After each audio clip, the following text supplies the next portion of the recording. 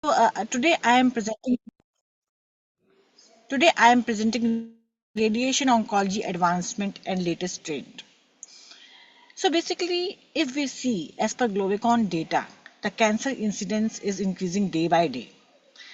Cancer is a major social public health problem in present century. This estimated that approximately 1 in 5 men or women develop cancer in a lifetime, whereas around 1 in 9 men and 1 in 12 women die from this. If we see the Globicon data of 2022, there were almost 20 million new cases and about 10 million cancer-related deaths worldwide. By 2040, the number of new cases per year is expected to rise to 30 million and the number of cancer-related deaths to 15.3 million. So, this is major public health problem. We need to tackle it with recent advancement for better cure, better survival, so we can translate cancer care to survival. So this in this slide, on the right side, there is an image of the person walking on a tightrope stretched between the mountain peak.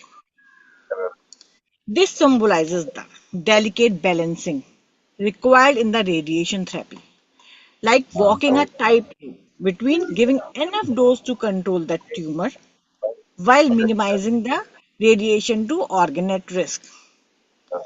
The balancing rod shown is in this picture is consist of two things. One is tumor control, another is toxicity to the normal tissue. If we increase the dose to tumor, then toxicity of the normal tissue increases. If we decrease the dose to tumor, then there is control will decrease with less toxicity. So this is very important to deliver a precisely measured dose of a radiation to a defined tumor volume with minimal damage to the surrounding tissue, resulting in eradication of the tumor with high quality of life, prolongation of the survival, and conversion of the cancer care to survivors. Next slide, please.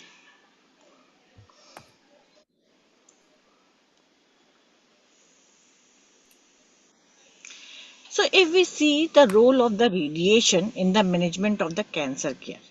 So as per data, about 50 to 70% of the patient require radiation therapy in cancer care. So this slide is showing various type of the cancer and the role of the radiation therapy. If we see in head and neck cancer, prostate cancer, bladder cancer, cervix and breast cancer, the role of radiation either is radical or adjuvant or palliative. So radiation is very important in treating the malignancy of each and every area. If we see head and neck, early and locally advanced cancer, the intent of radiation is radical or curative and adjuvant. Same in prostate. In early stage, we can give SBRT, and in locally advanced, we can give hypofractionated radiation. In muscle invasive bladder cancer, there's a role of radiation. Same cervix. In locally advanced, even in early stage, there is a definitive role of the radiation therapy. Same as in breast, where we can use radiation either as adjuvant or in metastatic, we can use as palliative radiation. Other organ, lung, esophagus, rectum, anal canal. So we are using radiation therapy from most of the tumor. So radiation is having very important part you can say backbone of the cancer treatment. If we see other hand of the radiation in benign tumor, so acoustic neuroma, fibromatosis, aneurysmal cyst, trigeminal neuralgia, cavernous hemangiomas. These are the areas where we can radiation therapy in non-malignant tumor. Before we go into advancement, we should know where we were. So if we see the era of 1895 and 1900, X-ray treatment were used for wide range of the disease like skin cancer and even in benign condition like eczema and lupus. The era of orthovoltage where we can use 50 kilovolt to 200 kilovolt for the treatment of the deeper tumor. After the era of orthovoltage, there there was era of mega voltage era, cobalt 60 and linear accelerator. In 1951, the first cervical cancer patient was treated by cobalt 60 treatment at Victoria Hospital. After that, same time in 1945-46, the first linear accelerator treatment was done, and this is a low dose linear accelerator having the robust machine system. Now, after the history of radiation, I would like to discuss the recent advancement, which include the journey towards precision radiation therapy has been marked by several key technological advancements. So if we divide radiation therapy, there are two important components of the radiation. One is external beam radiation therapy and another is brachytherapy. So in external beam radiation therapy, we have conventional, we have 3D CRT, image guided radiation therapy, intensely modulated radiation therapy, that is IMRT, image guided radiation therapy, VMET, 4D RT, adaptive RT, SRS and SVRT. So in my coming slide, I will discuss one by one.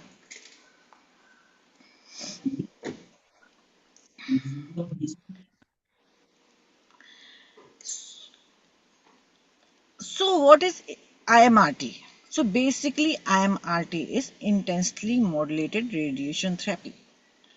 So how we do the intensely modulator? So in this linear accelerator we have multi-leaf collimator. So we can divide the radiation beam in hundreds of small beamlet. So we can shape accordingly to the tumor shape. So in this way we can preserve the nearby organ at risk. The another beautiful aspect of the intensely modulated radiation therapy is dose painting through inverse planning. So kindly move this slide.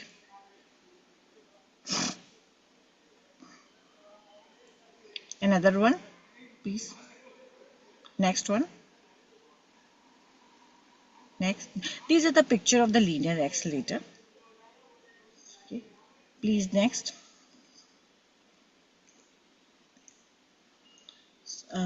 Next slide, please. So I have picture, so I want to discuss through IMRT, IGRT through that picture only. So next slide is containing the picture that IMRT and 3D CRT dose mapping.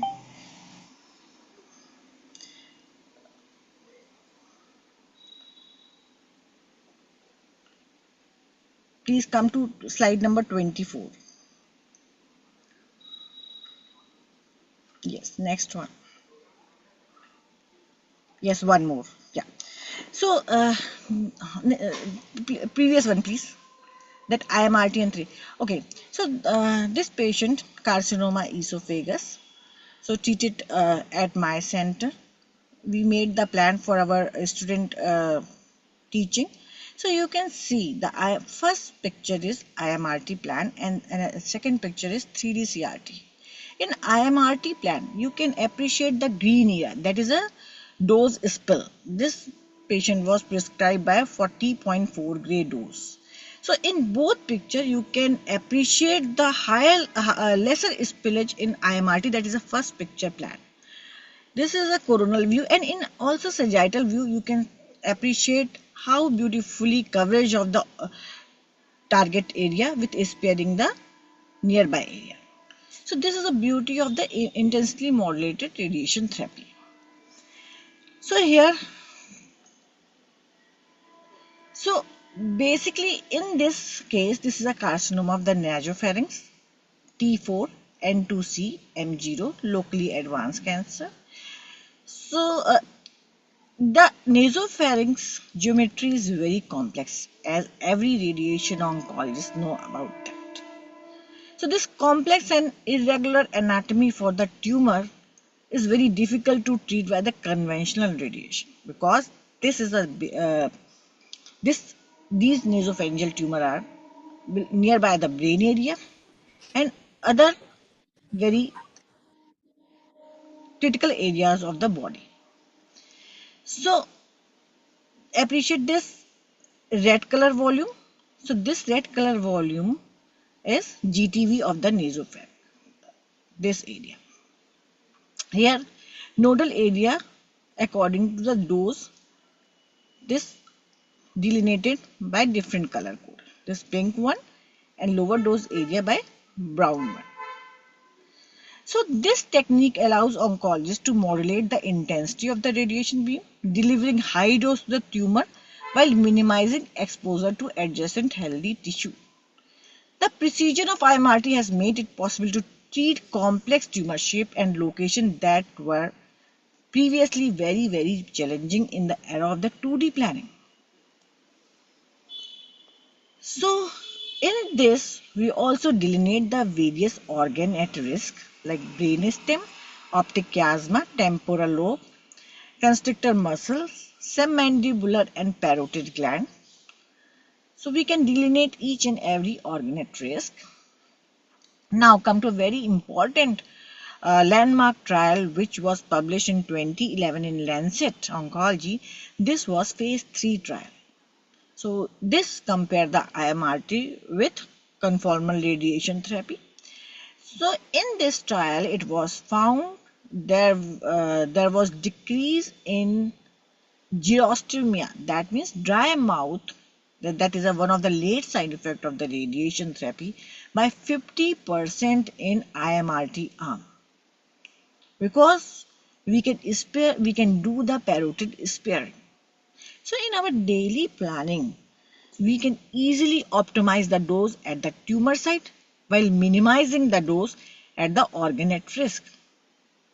So this was landmark trial which established the IMRT. So next slide please. Next one. Next one. Next one.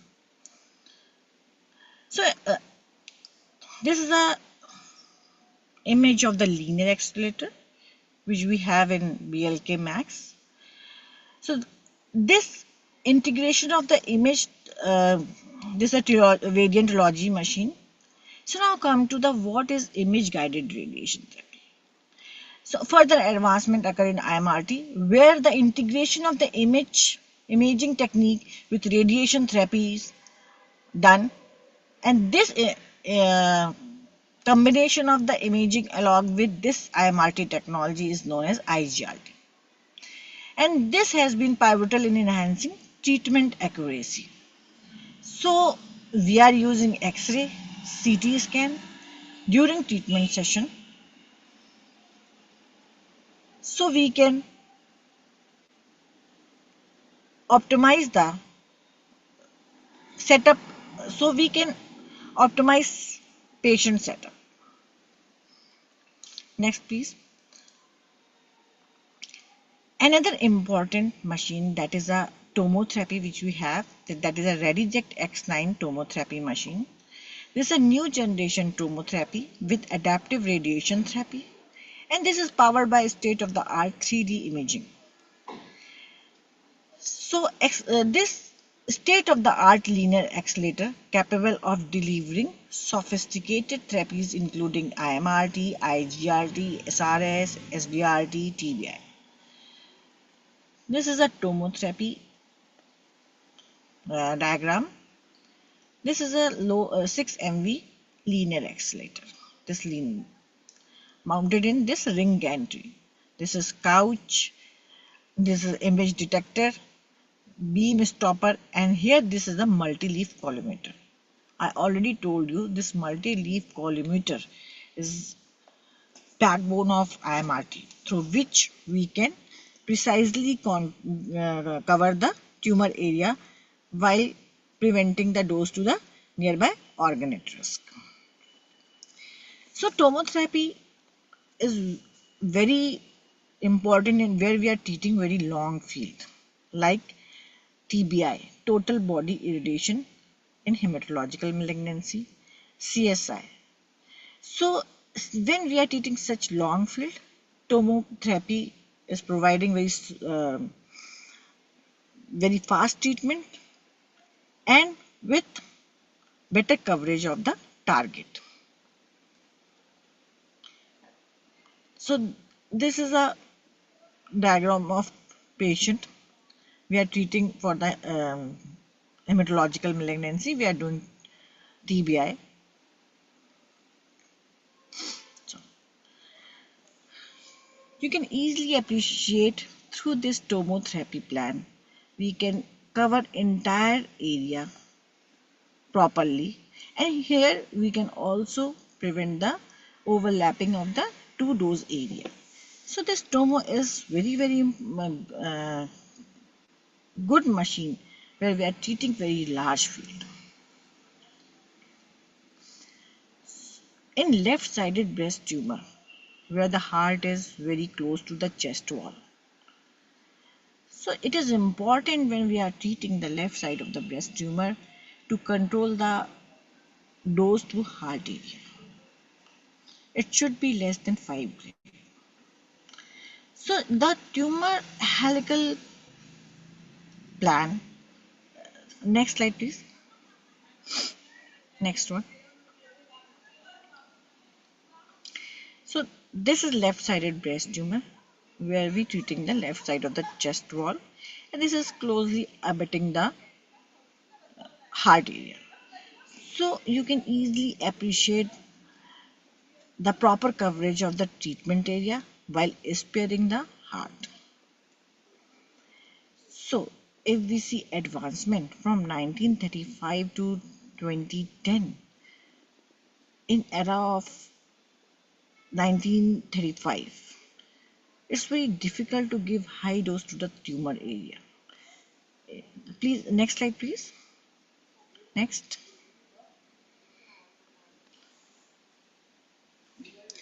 So this is a beautiful depiction of how dose escalation is possible through these advancement in radiation oncology.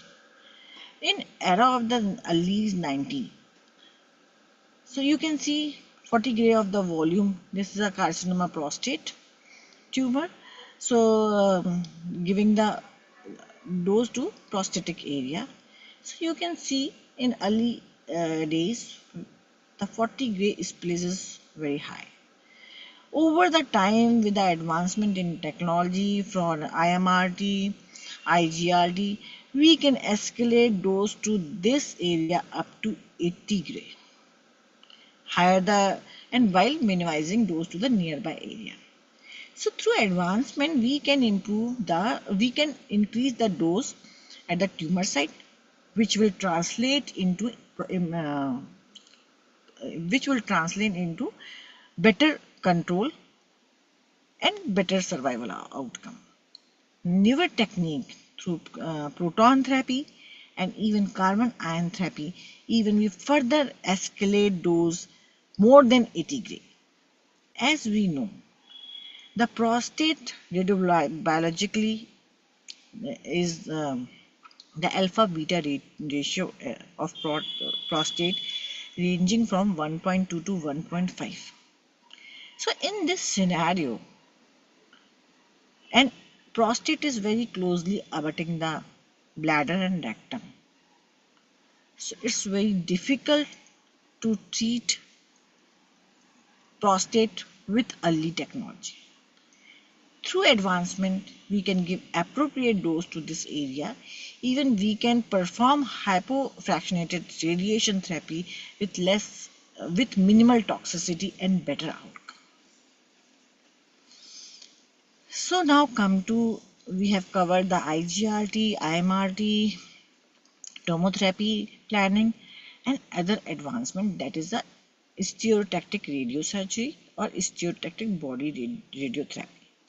So, stereotactic radiosurgery, when we are treating the benign tumor, meningioma, pituitary tumor, acoustic neuroma, even in metastatic brain lesion, and in recurrent glioma, vascular like avium, trigeminal neuralgia, in some benign disorder also like epilepsy, macular degeneration, uveal melanoma. So we can treat the stereotactic radiosurgery. So what is stereotactic radiosurgery? When we are giving the very high dose in less number of the session, that is more than 5 gray in less than five session of the radiation. So we are giving the high dose and in less number of the session. So this will increase the efficacy. This will increase the efficacy of the treatment. So and stereotactic radiotherapy, the delivery of the multiple fractionated dose of radiation to a definitive target volume, sparing normal structure. So basically, through SRS, we are treating the brain lesion and other part of the body. We are same technology known as the stereotactic body radiotherapy. Now, these SRS and SRT technology can be delivered by linear accelerator. This is known as linear radiosurgery, through tomotherapy, through gamma knife, through cyber knife, proton therapy. So here, this through the left corner of there is one patient image, that is MRI showing the lesion after giving the 3 session of the SRS. Post 6 months, there is complete resolution of metastatic disease.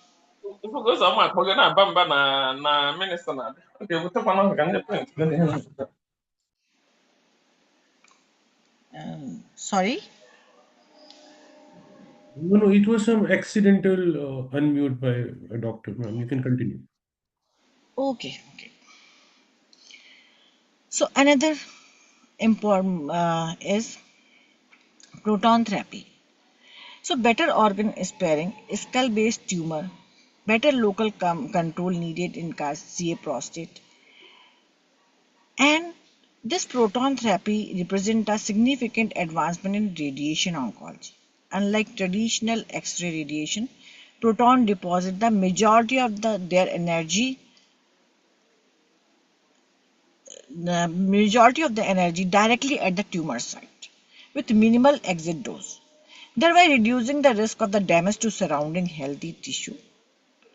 This characteristic make proton therapy especially beneficial for treating tumor located near critical organ. So as proton is deposited high energy at a particular point, so there is no exit dose. So the integral dose in proton therapy is also very low. So this beauty of proton therapy, depositing the high dose at the tumor site with low integral dose. So this is proton therapy is now emerging in craniospinal axis radiation like in medulloblastoma, craniopharyngioma, in prostatic cancer, skull-based tumor, and GI malignancy, pediatric malignancy, proton as in emerging major treatment modalities. Now coming to the MRI guided linear accelerators. So this real-time MRI imaging of the patient and target tumor enable more precise alignment of the patient. The unique guidance to adapt the therapy for Judge therapy. the woman, but that Uche. Yes, yes. So unique guidance to adapt the therapy for a patient in the room. Dynamic MRI embedded in the treatment suite to assess patient movement and tumor movement in normal. So we can do very fast with adaptive plan through this MRI linear system. Another, I already discussed the helical tomotherapy in left side of the breast tumor.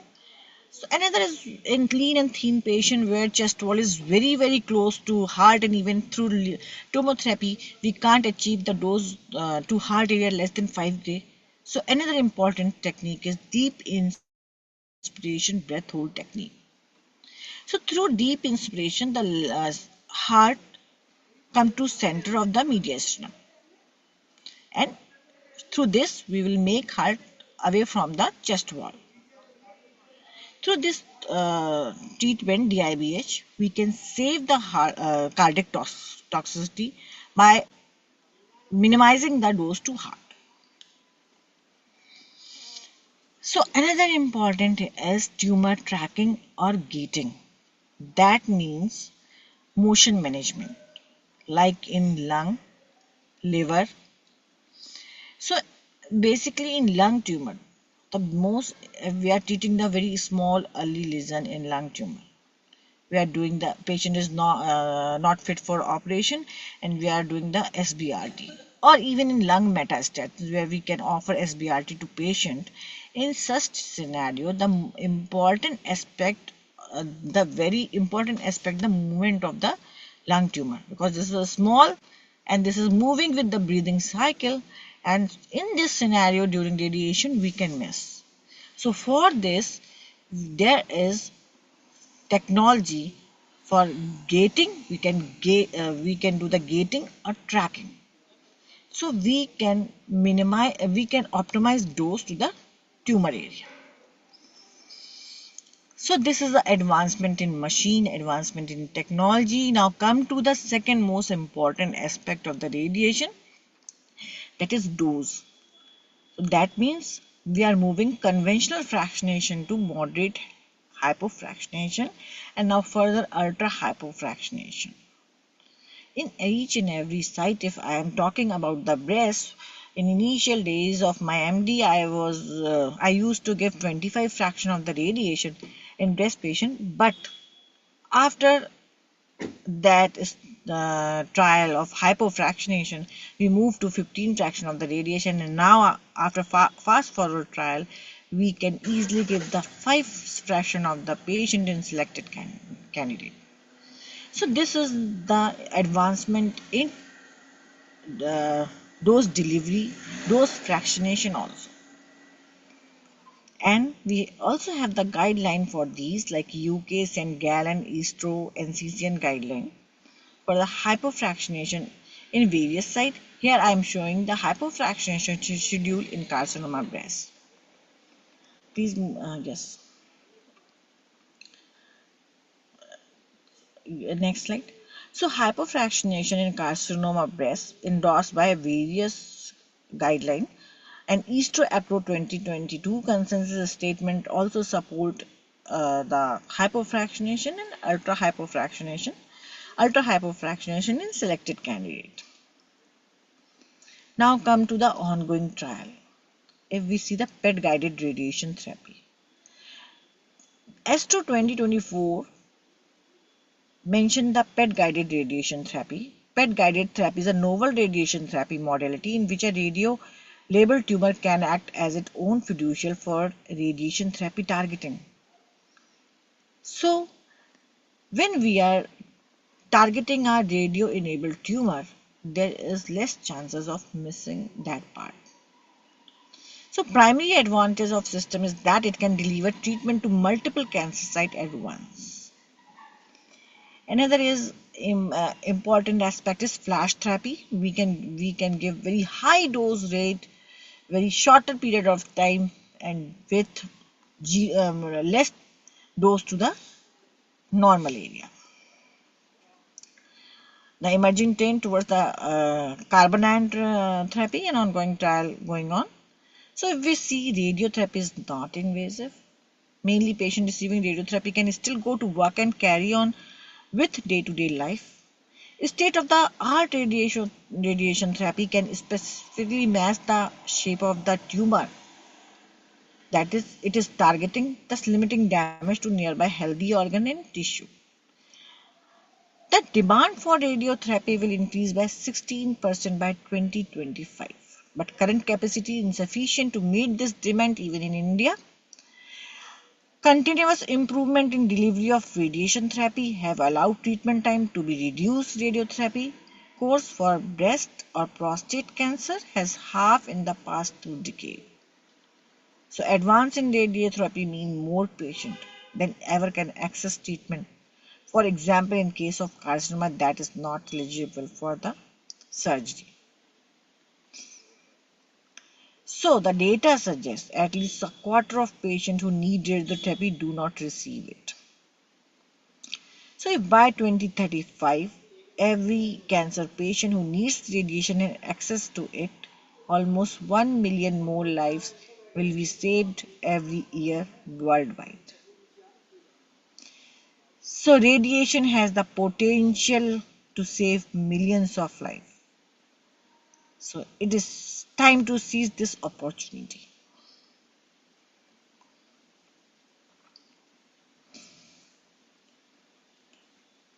Please next slide.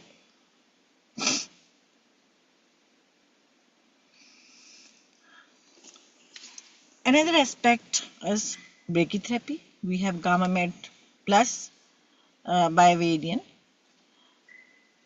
So it involved delivering a high dose of radiation directly to the tumor or the area surrounding it using a temporary implant or applicator. So this is a case of carcinoma cervix where phase 1 EBRT was given, external beam radiation therapy was given, 45 to 50 gray and 25 session of the radiation. So to decrease the bladder rectal toxicity and to improve the control, we need to optimize the dose to the tumor area. So in that scenario, the intracavity radiation therapy, that is very intracavity radiation therapy, that is type of brachytherapy, having an important role to control it. So you can see we have Fletcher shoot applicator and this intrauterine tandem put inside the uterus, and these are the ovoid, and through this we can pass the radiation source and we can able to give high dose to this area. Another brachytherapy applicator, that is a sorbo. We are using this in post-op cases of endometrium. This is mupit. If disease in lower one third of the vagina, please move the slide. Gross residual greater than 4 cm post CBRT, involvement of the lateral parametrium, cervical was not negotiable. That anatomy is not proper. In such case, in carcinoma cervix, we are using mupit.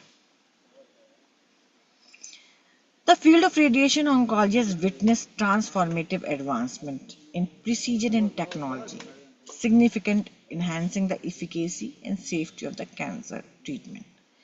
So radiation oncologists are utilizing these state-of-art technology to provide personalized, high-quality care to patients, making a new era in the fight against cancer.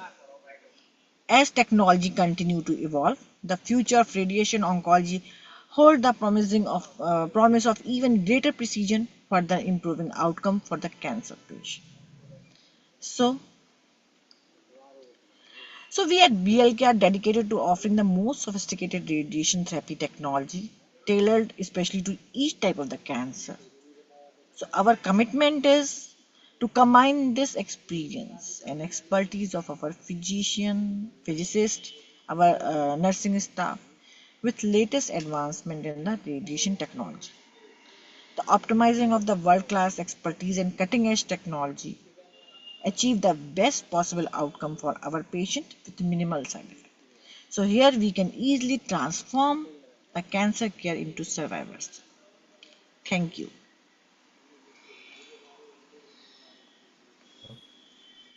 Thanks, Dr. Garima. Now we open the we take questions for everybody. There are a couple of questions which have been shared. So there's a question from Dr. Ivan. Dr. Mm-hmm. Ivan Ipau is from Uganda. His question is Mm-hmm. the complications of SRT and the prognosis. Okay, so depending upon the site, so if we are giving the high dose radiation, first of all, if we are treating the brain tumor with fractionated radiation therapy, so complication, first of all, it will depend upon the area which we are giving the SRT treatment.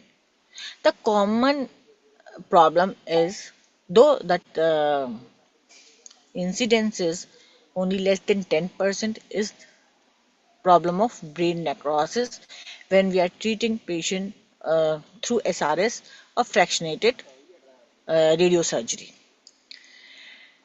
Another is brain edema, and depending upon the vicinity of the organ at risk. Suppose tumor is nearby the motor cortex.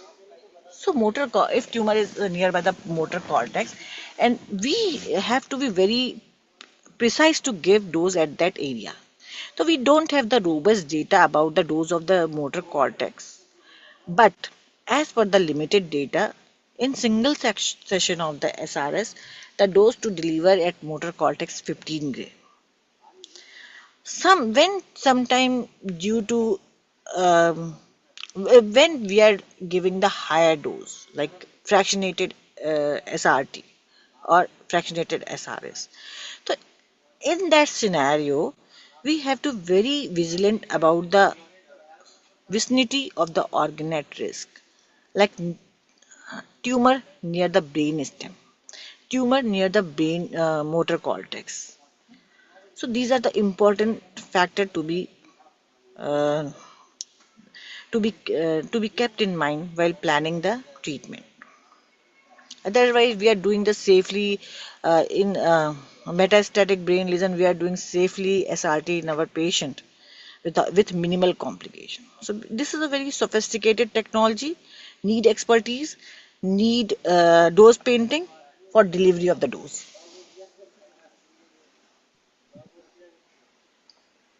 Uh, Dr. Garima, we have another question from Dr. Abraha. Dr. Abraha is from Ethiopia. So he wants to know about your experience with childhood artists. Oh, so Dr. Abraha, I am treating pediatric patient. So I have uh, around 10 patient from even from Ethiopia. I have treated so many patients from Ethiopia also. So again, the pediatric malignancy need to be treated very carefully. So if we treating the medulloblastoma, for example, so in medulloblastoma patient, where we are doing the craniospinal irradiation, so that those painting should be very precise. So that is, so we can prevent the radiation related toxicity. Another most important problem in pediatric patient, because the survival in some like ependymoma, medulloblastoma, the cancer care translate in good survival outcome. In this scenario, the most important is to tackle with a secondary malignancy. So in this scenario, we need to we need to take care of the low dose spillage, that is integral dose. It's very important to very careful about the low dose spillage. So generally, long treatment field, pediatric malignancy, we are treating on tomotherapy and we are getting very good outcome. Uh, Dr. Garima, we have a congratulations message for you from Professor Dr. Daniel Okitundu.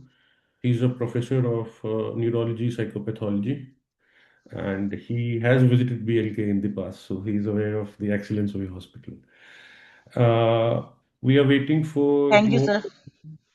We are waiting for more questions. But Dr. Garima, one question is like, I know it is more specific, but broadly, when is it decided that radiotherapy is a viable treatment therapy for a patient, or when it is not? Because sometimes we see patients presenting with advanced metastasis or advanced cancers, they are directly moved to chemo or combination with immunotherapy, and where radiotherapy is not an option.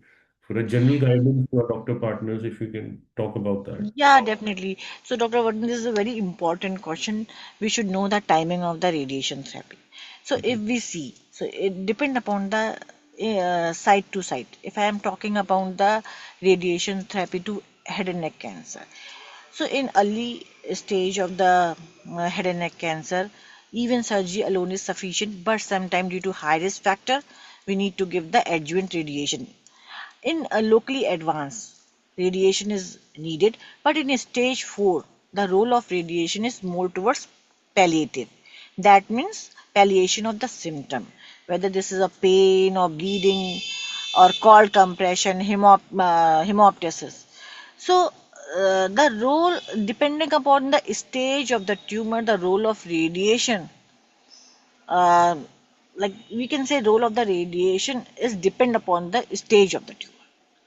Okay, so you are talking about like stage 4 tumor. So basically, in stage 4 tumor, the role of radiation is palliative, just to um just to improve the quality of life.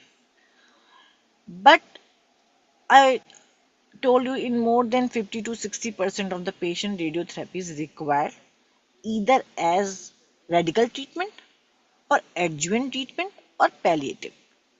So we need multidisciplinary tumor board for the proper decision of the exact timing of the radiation therapy to patient. Okay, thank you, Dr. Garima. And we are waiting for a few more questions. If you have, please ask. Even if you want to ask the questions tomorrow or anytime, you can always write a note on your work group, and we will direct it to Dr. Garima and share the response with you. Dr. Garima, although you talked about radiotherapy in detail, but many times in discourse around cancer treatment, the kind of weightage, discussion on surgical techniques or discussion on chemo, immunotherapy, those kind of techniques get radiation discourse is a little bit. So if you can still, as a summary, still highlight, talk about the importance of it and how our doctor partners in Africa. Yeah, yeah, Dr. Philip is raising hand. Yes, Dr. Philip, please ask a question. Dr. Philip, you can unmute yourself and ask a question. Yes. Okay. I'm muted. Okay. Now, yes, the combination. When do you make this decision, w- either to go by radiotherapy and then bring in chemotherapy? How advanced, or what is the guiding principle for when to integrate both and when to go singular? Okay, I hope so you for understood. yeah, Yeah. definitely. So for integration of the radiation therapy, we have international guideline. For example, if I am treating a case of carcinoma cervix, If carcinoma cervix patient is stage 1A, okay, 1A, 1B, that means early stage tumor, and 2A, then we can do surgery for such tumor, such patient. Okay. Now, after surgery, the histopathology suggests whether adjuvant treatment is needed or not. It will depend upon the Sidlis and Peters criteria. If in early stage carcinoma cervix, there is margin positive or node positive, patient needs concurrent chemoradiation. And another, if only there is a stromal depth of invasion is more than one third, or tumor is more than 4 centimeters, or LVSI present, in such scenario, this is Sidley's criteria. In such scenario, and patient is not having margin positive and node negative disease. In such scenario, patient need only radiation. Okay. If these things are not present, that means tumor size is less than 4 centimeter, no deep stromal invasion, there is no LVSI, no margin positive, no node. That means post-surgery patient needs no adjuvant treatment, only follow-up is needed. Clear? For I'm telling you site by site according to the guideline. Now come to the Mm. stage 1B3 and 2B onward, which is known as locally advanced carcinoma cervix, till 4A. Here, locally advanced carcinoma cervix, concurrent chemoradiation is required. And stage 4B patient, okay, upfront chemotherapy is required. But sometime in big tumor, big nodal burden, patient first started with neoadjuvant, that means chemotherapy prior to radiation therapy 6 weeks, followed by the concurrent CTRT.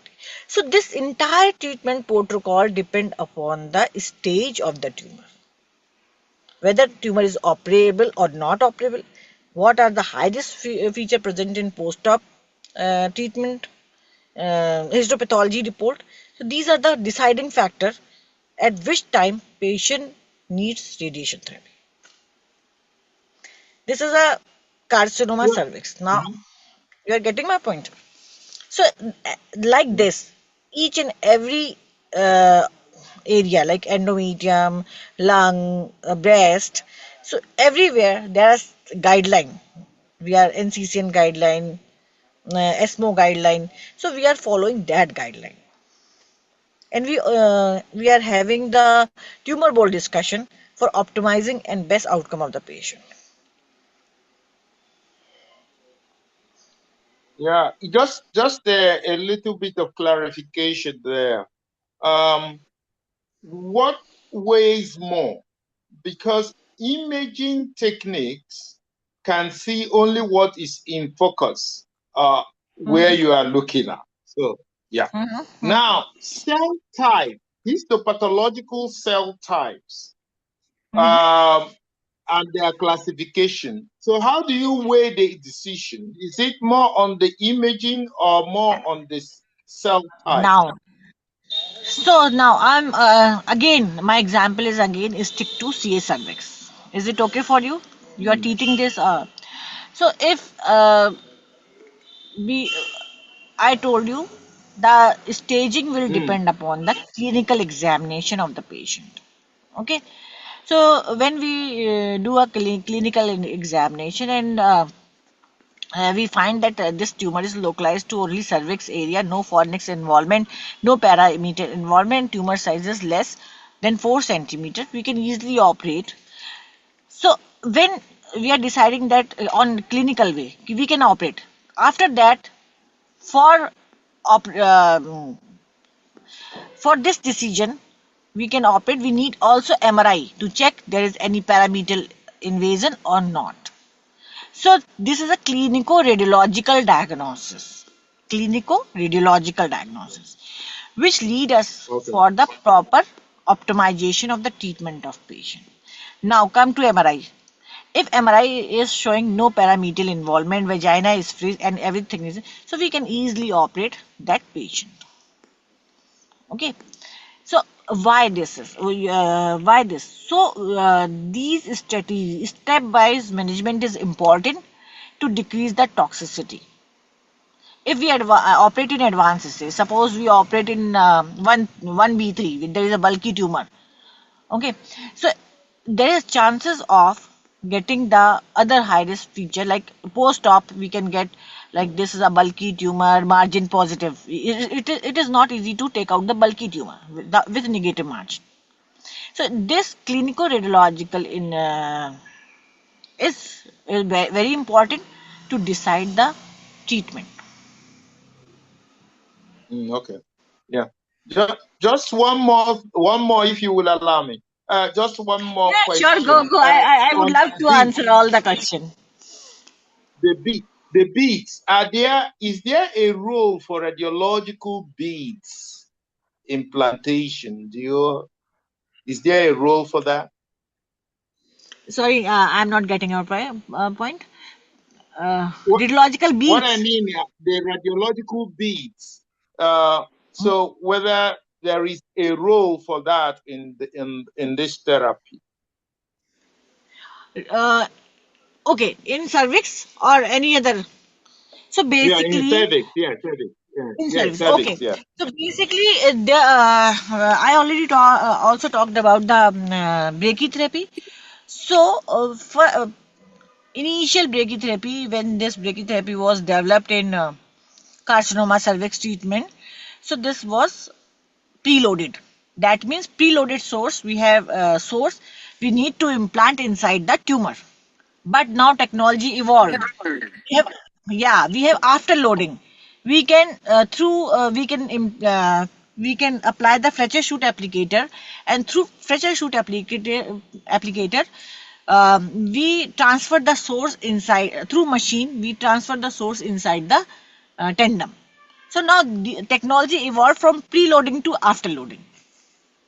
So we are doing the Okay. afterloading brachytherapy application. Mhm.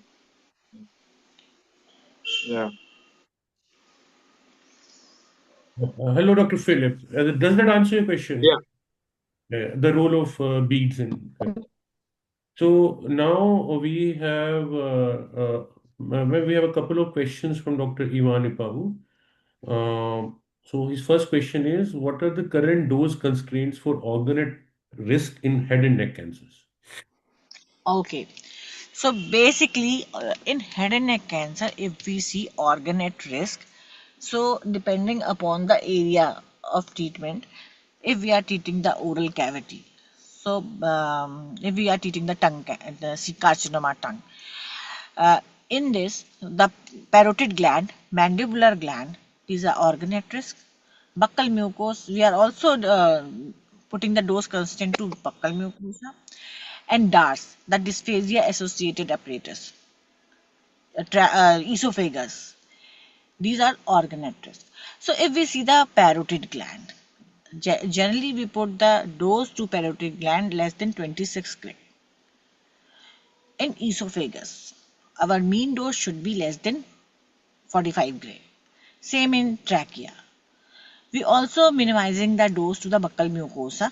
Though buccal mucosa constraint are not like we don't have any robust data for the buccal mucosa constraint, but as our institute practice, we are minimizing dose without compromising the target coverage to buccal mucosa within uh, 30 to 35 gray, and or same with oral cavity less than 45 gray.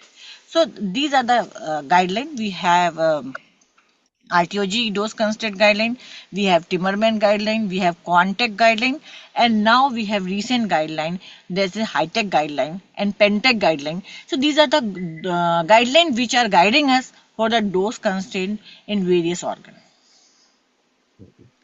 Dr. Garima, another question from him is from Dr. Ivan only. what is the role of SBRT in early stage cancer, especially in lung and prostate? Okay, so if you see SBRT in lung, so if patient is not operable, so first, if we are if early stage lung cancer, the treatment of choice is surgery. Okay, if patient is due to any comorbidity, patient is not operable. In that scenario, we can give the SBRT. First thing, this is a lung, primary lung cancer, early stage. Second, if there is a metastasis to lung due to breast, any other part of the body, so we can upfront give the SBRT. So, depending upon the location of the tumor, whether this is ultracentral, that means this is closely abutting the heart or mediastinal structure, whether this is ultracentral, central, or peripheral. So this the position of tumor define the dose given to the tumor area. Suppose if this is a ultracenter, this is a very closely abutting the heart. So in this scenario, we are giving dose fractionation will be 7 to 10 fraction in 60 to 70 gray, around 6 to 7 gray per fraction. These are the ultracenter. If this is tumor is towards periphery, so we can give 50 gray in 5 session, or even somewhere 55 grade in 5 session. So this depending upon the tumor volume, depending on tumor location, we can give the SBR safely. We can give the SBRT to lung. And another thing, dose constraint SBRT beautifully described in the contact guideline. So we are following that guideline. Dr. Garima, like there are many compliments shared by our doctor partners. So thanks for a very informative masterclass. And if there are no further questions, I think we have reached the time limit also. Dr. Garima, thanks a lot. And I know the drive from Bareilly to New Delhi is very long. I attended a boarding school in Nainital, so I am very familiar with Bareilly town. Oh, that's great. So actually, I had one session in this afternoon here only. So I asked organizer I don't able to come due to this my previously like commitment. So no, they told me no, please come, and you can give from your presentation from here only. So that's why I travel from morning. I travel from Delhi to here, and I have done my session of endometrium. After that I am presenting this session Thank in my you. car. I know how difficult it must be giving this master class, taking this master class on the road. No, I would love it is it actually this master class is very good and questions are very good. So this interaction is very even necessary of the hour, and this is very good interaction. So we can we can share our experience, we can share our thought, so we can give best radiation treatment to our patient. Okay. And thanks for all our doctor partners from Africa and guests of our doctor partner. I am guessing Professor Dr. Philip is a guest of Dr. Sunday. So thanks for joining us today. And as I will take a couple of minutes before I give a vote of thanks. As many of you are aware, like we started this masterclass series with top Indian healthcare brands like Max, Fortis, Artemis, etc. And with these hospitals, these brands contain the Indian healthcare leadership, and especially BLK-Max, it is one of the top hospitals of India. And thanks to participation from our Jivo doctor partners from Africa, you turn up regularly on Sundays. It gives the doctors here in India also confidence that together we can change cross-border healthcare. Yes. There is a lot of patient movement annually from different countries to India. Unfortunately, those patients are supervised by middlemen or agents, while the right solution is the doctors from both sides should be involved so that the patients they get the right guidance even before they start the journey. And not only this guidance, through these knowledge exchanges, a lot of our doctor colleagues from Africa they benefit, and whatever they can manage there, they manage.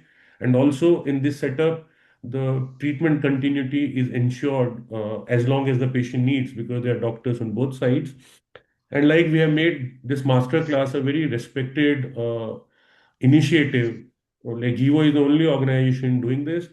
So we are also to enhance the clinical capability of our Jivo doctor partners. We have launched the initiative Jivo Connect Clinic, and as information has already been shared with you over email and on your WhatsApp groups, for surgical oncology, the date is 26th February. For medical oncology, the date is 27th. Some of the very senior colleagues of Dr. Garima, they are doing it. So this Jivo Connect Clinic is a joint consultation drive with our Jivo doctor partner sitting in their office in their clinic and the Indian doctor joining from Zoom. I am requesting you all, the information material has been shared with you. Please share it across your social media or your network. Let's try to benefit as many patients as can. And if this response is good, we will make it a regular initiative like Masterclass so that more specialities and more doctors and more patients can benefit. And once again, thanks, Dr. Garima, for conducting this session, and thanks to every doctor who has turned up, who has showed up for this Sunday masterclass, for taking time out of your busy schedules on a Sunday. And Dr. Garima, I just wanted to clarify, I'm not a doctor. My co-founder is a doctor. I am an engineering graduate from IIT Delhi, and my vision is making cross-border healthcare doctor-led. And Masterclass is first initiative where we are consistently building this dialogue between emerging leaders in African healthcare and leaders of Indian healthcare, so that in the future, and I hope to see that future is near and not far, that a patient, no matter which country they are in, they get the right guidance and right solutions from Definitely. their physician's office. And we are here to augment and support the capabilities of our doctor partners. Thank you all once again. Thanks for your time, and let's continue to do good work together. Thank you. Thank you, Mr. Button. Thank you.